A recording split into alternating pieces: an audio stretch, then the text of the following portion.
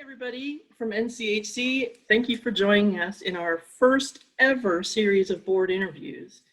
Since many NCHC members won't have a chance to get to know any of the slate of candidates at the annual conference, we're hoping that you'll find these conversations helpful in learning so much more about the candidates themselves and the roles that they will hope to play moving forward. Today, I'm here with Susan Dinan, nominee for Vice President of the NCHC Board of Directors.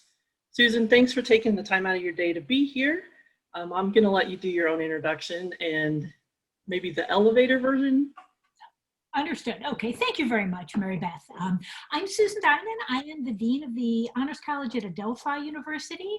I've spent the last 15 years as Dean or Director at a number of Honors Colleges around New York City, public and private. I've been at William Patterson University in New Jersey, Pace University in New York, and now I'm at Adelphi in New York. I started out as a professor at CW Post, working with Joan Digby when I first started my career. So again, so glad that you could be with us, and we're so excited for the election in December. So one of our first questions for you is just to find out a little bit about why you're interested in running for the board of directors. Well, I served on the Northeast Regional board and got a lot out of that experience. I think we put on a really thoughtful conference in a small town in Morristown, which is not a normal conference venue, and yet putting it in a place that may not have been our first choice allowed us to create a conference that was more creative and I think more student-centric than we would have come up with. So that was a marvelous experience. I think the real reasons, sort of the central reasons I would like to take a seat on the board is that I love working with honors students. Being part of honors has really been the center piece of my academic life. And I really think it's a great privilege that we have to help young adults sort of come into their own, to learn to be confident thinkers and communicators, to realize the ability that they have to shape their futures and the futures of their communities. I also love working with faculty, designing new courses, new pedagogies, and I think honors really has the potential to transform campuses, and I think the NCHC is critical for setting the tone of all of our honors colleges and programs, encouraging us to continually improve the teaching, the learning, the research, and the community building. And I think being part of the NCHC board would provide me with the opportunity to invest myself in an organization that has shaped my career and really made a huge difference for me. Thank you.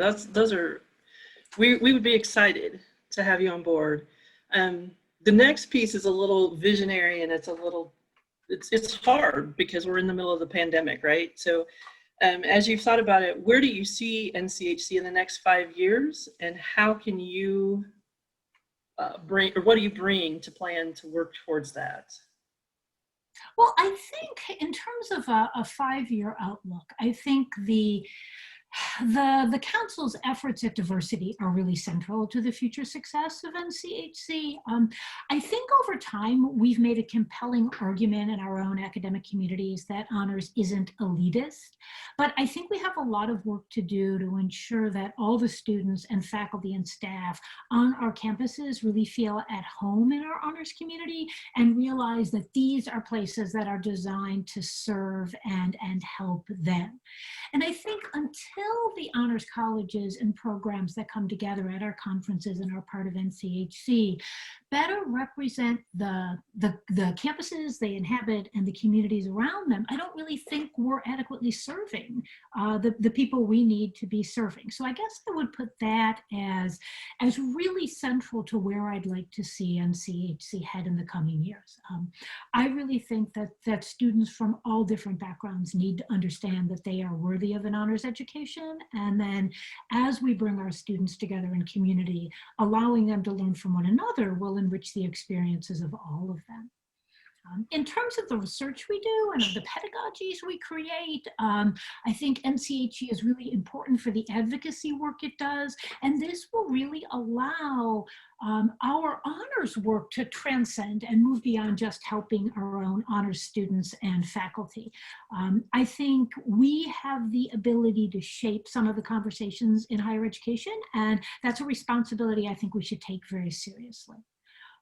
Ultimately, I would argue that what we're doing is creating citizens. We're creating members of future societies, and teaching young people to read carefully, to think deeply, to communicate effectively, to feel empathy for people who are very different from themselves. These are critical skills. And I think if we do a good job educating our students in this way, if we do a good job in making our campus cultures center more around these goals, then we will have a real impact, not only on our campuses, but in the localities and the regions, and ideally in the nation. I really think the work of the NCHC board is essential. I think what we do in NCHC is essential, and I really think that it's, if we're going to think about this in a visionary way, it's big picture stuff. Thank you. So you've touched on a couple of key areas of the strategic plan, but is there any one of them that you'd like to kind of expand on during your tenure or build more specifically? Well, I read through the five main elements, and I couldn't narrow it down to any less than three. So let me speak briefly on the three of them.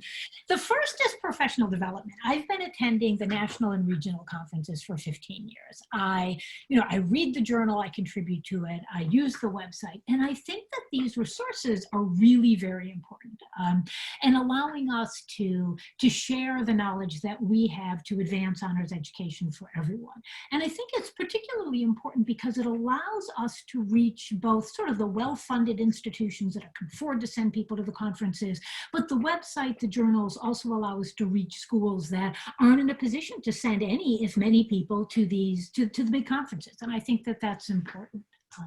I think at the conference and in the journals, we have the ability to really improve the experiences of everyone in honors through appropriate professional development, be it geared at faculty, be it geared at staff. And it's been nice to see the professional staff thread developing over the last couple of years. I think, while COVID is certainly, not something any of us wanted, I do think that it provides us with some opportunities. And this year's conference models ways, I think, that we might be able to use Zoom and remote connections more effectively to share some of the information from our conferences to a broader range of audiences. And I'd be excited to see how that works. In terms of professional development, I did the NCHC assessment workshop, which was excellent. I've been part of two large-scale professional development programs, both that had a take on diversity. That was the American Council of Education, HERS program at Bryn Mawr, as well as Harvard University's Institute of Management and Leadership in Education. Second, I think the NCHC's research is critically important. Evidence-based research initiatives that NCH is running, like its large-scale surveys, I think are really important at giving us the metadata that we need. The fact that the journal is a place for people to report the findings of their own research project gives us greater depth in what we know about our communities. And ultimately, I think the data-driven information allows us to defend our programs and resources. We all come under, attack, or at least under questioning by our administrations about our cost. We need to be able to defend that. And I think that this gives us the ability to do that while allowing us to share out a lot of what we've learned as professional educators. And finally, I've touched on it already, but I really think the diversity, inclusion, and equity element is essential. And I think it could intersect very well with the research element. I would think that NCHC really needs to support the memberships that are engaged in the work of diversity, equity, and inclusion. And we might be able to do that by helping do some large-scale surveys that might provide information about, where are we in terms of diversifying honors curriculum? What are are the cultures of honors communities like, and are there ways that we could implement some best practices to improve those? I think that sharing that information then, again, if it's coming from a lot of institutions, gives it a depth and a meaning that we can't just have if we're looking at our own student body. And I think it allows us to advocate for some important best practices. I would think as well that perhaps NCHC would want to organize conversations, maybe book groups, online lectures, to connect people from different campuses around topics of diversity. So, for instance, we've had Brian Stevenson speak, we've had Nikki Giovanni speak, and they were phenomenal. But I wonder if perhaps there had been a book group discussion before, or groups of people who had read some things in common and discussed them, if we couldn't have had a more dynamic question and answer, or perhaps if we had some breakout groups afterwards led by people who had been part of those conversations. We bring in amazing speakers, so it would be nice to see if there's ways that we could highlight them more and make them more central to what the overall organization is trying to accomplish. Very good. Some good key thoughts for me to take forward. So you touched on COVID as well and the impact that it's had. So just share a few thoughts about how you think COVID has impacted the members of the honors community as a whole, and whether or not you think there's a role that we can play as an organization in that support.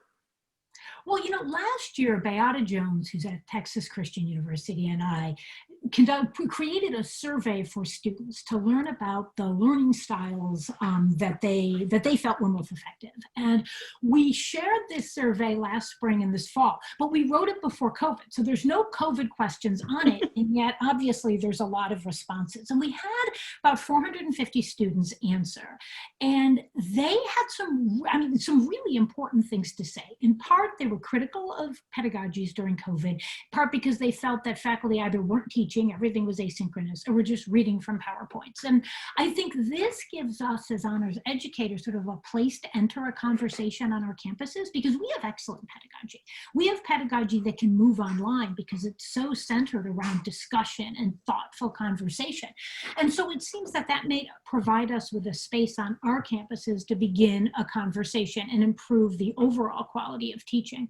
The students also really lamented the lack of community. And I see this with my own students. Any opportunity we have to get together, they just can't wait. I have 40 some coming to the Metropolitan Museum of Art with me on Saturday morning because not only are they excited to see the art, but they're just so excited to see one another. So I think in terms of the role that NCHC has to play, John and the Teaching and Learning Committee have done some really important work. He shared information about remote teaching resources. He had a really excellent white paper. There was a forum about online pedagogies and teaching. The summer Zoom sessions that they ran were just excellent. I think the conference that we're going to be attending this fall, there's a lot of opportunities here for people to connect remotely, and that may, again, allow us to bring more people into the conversations as opposed to just the best resourced institutions. I wonder if we shouldn't encourage students to have little mini tours of their honors colleges or programs. How do they use their space? What are the highlights of the program? And just archive them. What could we learn by looking at what some other schools are doing? I think there's a lot of space for conversations between campuses, and that Zoom may allow that to be easier to manage. So the next series of questions are, really more specific to who you might be as a board member. So could you tell me a little bit about the characteristics you see as important to being that board member, and then which of those particular characteristics you think are your strengths? Well, I'm going to begin by saying that excellent listening skills are really important, and that's a strength, although I have done nothing but talk for the last 10 minutes. So, trust me when I say that. I really think that listening to people, particularly people who express ideas different from the ones you start with, are absolutely critical for a board member. I'm part of a board for a school that my daughter used to attend, and it really is an exercise in listening, because I have a perspective that's right in my mind, but through the conversation with others, I will often change my mind because it's clear to me that someone else has approached this a different way that's just a better way to think about it. I think the members of the board really need to work hard. I think they need to think deeply about complex topics, and I know that they do this. And I would want to be part of those thinking conversations. I think we want people with experience on the board, people who have worked in regional or been on the national board. I think we want people who attend conferences, do committee work, publish in NCHC journals. And, those are things that I've done. I'm sure everyone running for the board have done these things. And I think that they're really essential because they help us, become the fabric of the institution that we want to contribute to more. I think that we need to be willing to try new things, and I think we need to be willing to fail as a board, at least in ways. I mean, we're always telling our students that if they don't take risks and they don't risk failure, they're not going to learn and grow. And I think that we have to embody that. I mean, I started my job at Adelphi a little over a year ago. We made a number of changes to the Honors College. Some things were fabulous, some things were not fabulous. And so we've changed them, but if we didn't try, then we wouldn't know, again, we wouldn't have a better sense of what is and isn't working. And I guess fundamentally, I think a board is about collaborating. It's about listening, and it's about really being careful to understand other people and to come to the best possible resolutions. Thank you.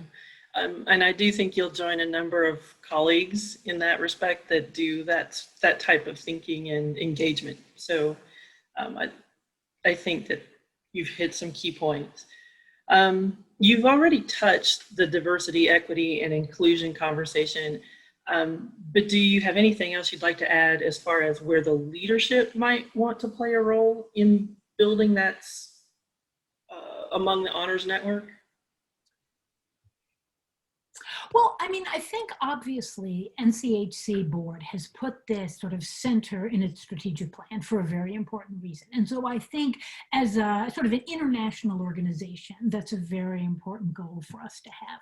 But I think it's also an important goal that is part of the, the agenda of every single person who is running or working at an honors college or program. I think recognizing the fact that we are bringing in, we are creating richer communities and better learning spaces as we bring in a broader range of students. And, they may be, this may be an issue of race and ethnicity on some campuses. It may be more about neurodiversity. On other campuses, it may be more about LGBTQA students. There's a lot of ways to think about diversity, but I think, honors colleges tend to be, kind of whiter and more middle class than the surrounding campuses. And if it's only those students continuing to have conversations with each other, they've been having conversations with each other since they were in kindergarten, and they got put in the gifted class because they colored so beautifully.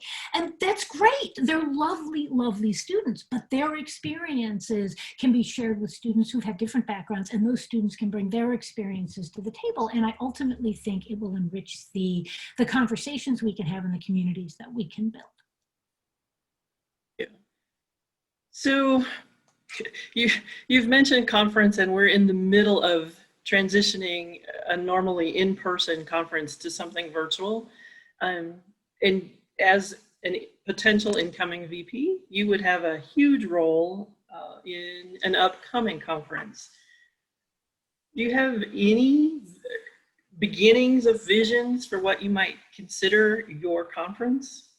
Well, I think there's certain things I would want to continue with. I think the professional development embedded in the conference for staff as well as for faculty is really very important. I think the centrality of research at the conference is critical. So, I read the student posters and their papers in advance and help determine which are going to be displayed. I'm one of the judges when we get there. I think providing students with a space to share research, serious research that they've done, really helps them to become scholars in their own rights. And it also allows different honors colleges and programs to really showcase what they do well.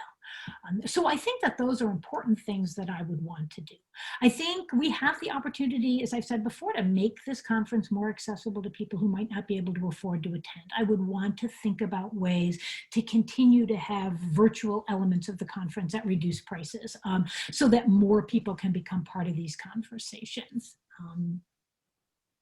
Okay. I wonder, also if it would be helpful to create beyond the conference certain connections between people with certain issues. Now, we have committees that do this to some degree, but I wonder, if reading groups or people who come together in conversation every month or so, between the conferences, if there's an ongoing dialogue, might bring us to a place where we're more able to have a conference that takes us to sort of a higher plane of thinking when we get together, because there's sort of more regular communications. I love the fact that beginning in honors starts early, that sometimes teaching and learning adds an extra day onto the end. I mean, the conference is a huge investment, and I think to think about ways of sort of packing it so that the people who are making that investment can get the most out of it are really important. Let me also speak to the value of those morning yoga sessions to keep us all from getting completely stressed out over the course of the day. So it's a balance issue, but I think the more we can put into the conference, the more worthwhile it is to people who are investing a substantial portion of their budget in attendance. Those are all valid. and we discuss those as a staff as well. So those things fit right in.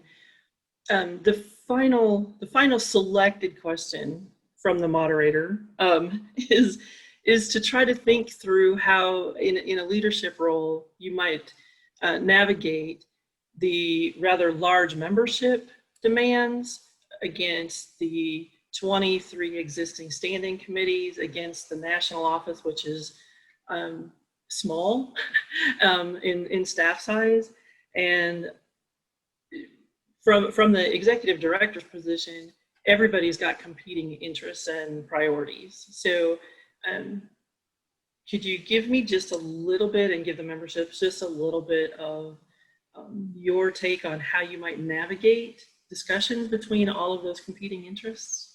Well, yeah, absolutely. I think fundamentally this isn't new for us. I mean, we come from campuses with lots of competing priorities. We come from, honors college that are constantly sort of jostling for resources and to become a priority at the institution. So I think that all of us come to it with some experience. I think NCHC is very fortunate to have a professional office and a professional staff, because I think it allows it to function at a much higher level. I would say that central to navigating the governing bodies and the competing demands, I mean, I'm going to go back to what I said earlier about board meetings. I think you have to listen. I think you have to develop some very careful plans. I think you need to work thoughtfully and collaboratively with other people. When I think about, say, the relationship that a vice president or president would have with the executive director, I mean, those are big positions in which people are making a lot of decisions that are really very important. And I think they need to be in dialogue, but they also need to be in their own lanes. I think they need to respect the fact that everyone who's part of this body is doing their very best to realize the vision of NCHC and to improve what we can bring to our campuses, what we can offer to our students and faculty. So I think we need to understand that although we may not have the same answers to questions, we have the same ultimate goal, and we need to trust that people, although they may think about things differently than we do, are trying to get to that end place of really what is best for the students. I think that leaders have got to be willing to change their minds. I think they have to be flexible. I think they have to be willing to sit down and reconsider how things have been done.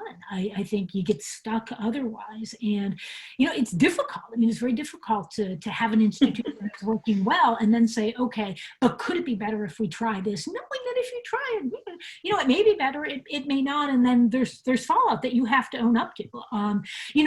But without the experimentation, I think it's really very difficult for us to advance.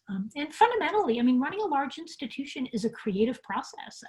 You've got to really, I think, be willing to think outside the box. I mean, which is a very in the box way of saying it, but sort of thinking about things perhaps in ways that we haven't thought about them before, in order to come to certain conclusions that we may not have been able to reach, prior to that conversation. I think that's prior presidents and the relationship with other leadership. We've had a pretty strong relationship in that commingling of leadership. So I look forward to additional conversations with you. Is there anything else that you'd like to add? No, I mean, I am an energetic person. I would bring, a great deal of enthusiasm and a lot of ideas to the board. I would be very honored to serve the board. And I have a sense of humor. So when things don't go so well, I mean, you can cry, or you can just kind of laugh and move on. And I would want to be in the second category, because I think it would make us more resilient. Well, thank you again, Susan Dinan, nominee for the Vice President of NCHC Board of Directors. And we look forward to the voting and the election piece, which will happen in December 2020. Thank you so much for your time today, Susan. Sorry, Beth. Bye-bye. Bye-bye.